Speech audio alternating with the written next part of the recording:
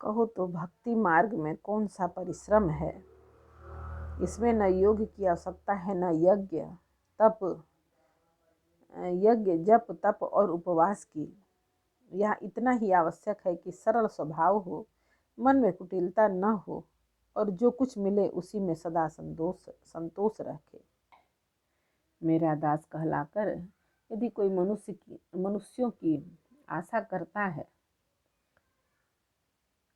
तो तुम ही कहो उसका क्या विश्वास है, अर्थात उसकी मुझ पर आस्था बहुत ही निर्बल है।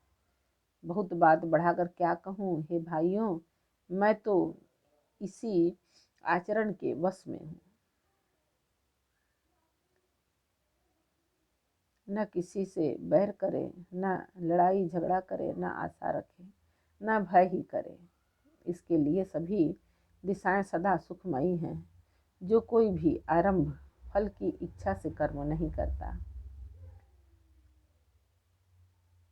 इसका कोई अपना घर नहीं है।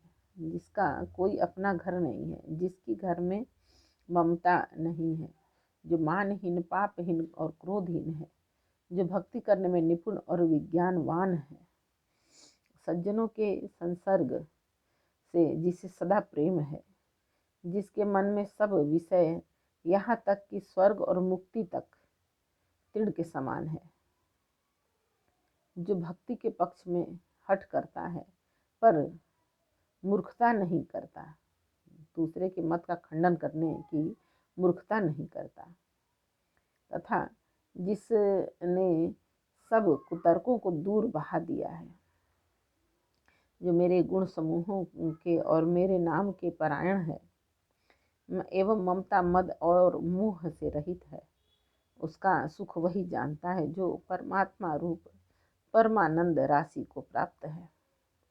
श्री रामचंद्र जी के अमृत के समान वचन सुनकर सबने ही कृपा धाम के चरण पकड़ लिए और कहा, हे कृपा निधान, आप हमारे माता पिता गुरु भाई सब कुछ हैं और प्राणों से भी अधिक प्रिय हैं। हे शरणागत के दुखों के हरने वाले श्री राम जी, आप ही हमारे शरीर, धन, घर द्वार और सभी प्रकार से हित करने वाले हैं। ऐसी शिक्षा आपके अतिरिक्त कोई नहीं देता। माता पिता हितैषी हैं और शिक्षा भी देते हैं, परंतु वे भी स्वार्थपरायण हैं, इसलिए ऐसी परम हितकारी शिक्षा नहीं देते। हे असुरों के शत्रु, जगत में बिना हेतु के निस्वार्थ उपकार करने वाले तो दो ही हैं, एक आप दूसरे आप के सेवक। जगत में शेष सभी स्वार्थ के मित्र हैं। हे प्रभु, उनमें स्वप्न में भी परमार्थ का भाव नहीं है। जब से प्रेम रस में सने हुए वचन सुनकर श्री रघुनाथ जी हृदय में हर्षित हुए, सबके प्रेम रस से सने हुए वचन सुनकर श्री रघुनाथ जी हृदय में हर्षित हुए। फिर आज्ञा पाकर सब प्रभु के सुंदर बातचीत का वर्णन करते हुए अपने अपने घर गए। शिव जी कहते हैं, हे उमा, अयोध्या में रहने वाले पुरुष और स्त्री सभी कृतार्थ स्वरूप हैं। जहाँ स्वयं सच्चिदानंद घन ब्रह्म श्री रघुनाथ जी राजा हैं। एक बार मुनि वशिष्ठ जी वहाँ आए, जहाँ सुंदर सुख के धाम श्री राम जी थे। श्री रघुनाथ जी ने उनका बहुत ही आदर सत्कार किया और उनके चरण धोकर चरणामृत लिया। मुनि ने हाथ जोड़कर कहा, हे कृपा सागर, हे श्री राम जी, मेरी कुछ विनती सुनिए। आपके आचरणों, मनुष्योचित चरित्रों को देखकर मेरे हृदय में अपार मोह भ्रम होता है। हे भगवान, आपकी महिमा की सीमा नहीं है, उसे वेद भी नहीं जानते, फिर मैं किस प्रकार कह सकता हूँ। पुरोहिती का कर्म वे सब बहुत ही नीचा है। वेद पुराण और स्मृति सभी इसकी निंदा करते हैं। जब मैं उसे सूर्यवंश की पुरोहिती का काम नहीं लेता था, तब ब्रह्मा जी ने मुझसे कहा था कि हे पुत्र, इससे तुमको आगे चलकर बहुत लाभ होगा। स्वयं ब्रह्म परमात्मा मनुष्य रूप धारण कर रघुकुल के भूषण राजा होंगे। तब मैंने हृदय में विचार किया कि जिसके लिए योग, यज्ञ, व्रत और दान किए जाते हैं, उसे मैं इसी कर्म में पा जाऊंगा। तब मैं इसके समान दूसरा कोई धर्म ही नहीं है। तब तो इसके समान दूसरा कोई धर्म ही नहीं है।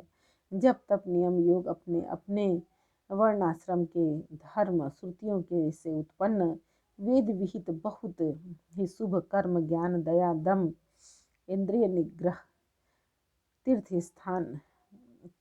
स्नान आदि जहाँ तक वेद और संत जनों ने धर्म कहे हैं उनके करने का, तथा हे प्रभु अनेक तंत्र वेद और पुराणों के पढ़ने और सुनने का सर्वोत्तम फल एक ही है, और सब साधनों का भी यही एक सुंदर फल है कि आपके चरण कमलों में सदा सर्वदा प्रेम हो।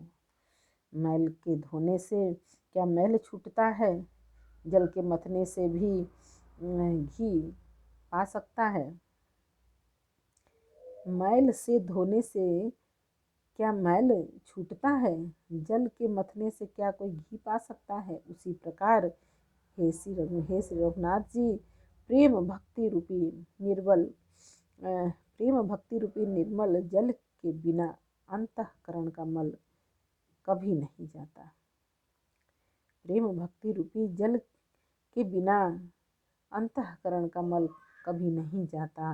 वही सर्वज्ञ है, वही तत्वज्ञ है और पंडित है, वही गुरु का घर और अखंड विज्ञानवान है, वही चतुर और सब सुलक्षणों से युक्त है, जिसका आपके चरण कमलों में प्रेम है। हे नाथ, हे श्री राम जी, मैं आपसे एक वर मांगता हूँ, कृपा करके दीजिए प्रभु। आपके चरण कमलों में मेरा प्रेम जन्म जन्मांतर में भी कभी न घटे, ऐसा कहकर मुनि वशिष्ठ घर आए।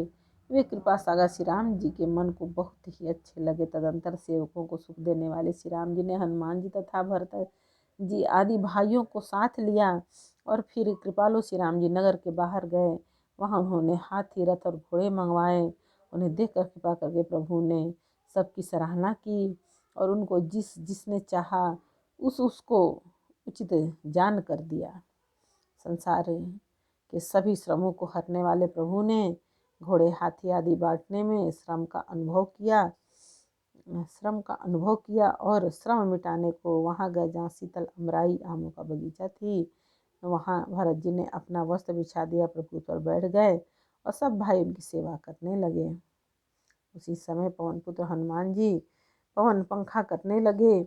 उनका शरीर पुलकित हो गया और नेत्रों में प्रेमाश्रु का जल भर आया। शिव जी कहने लगे, हे गिरजे, हनुमान जी के समान न कोई बड़भागी है और न कोई श्री राम जी के चरणों का प्रेमी ही है, जिनके प्रेम और सेवा की स्वयं प्रभु ने अपने श्रीमुख से बड़ाई की है। प्रभु ने अपने श्रीमुख से बार बार बड़ाई की है। उसी अवसर पर नारद मुनि हाथ में मीड़ा लिए हुए आए।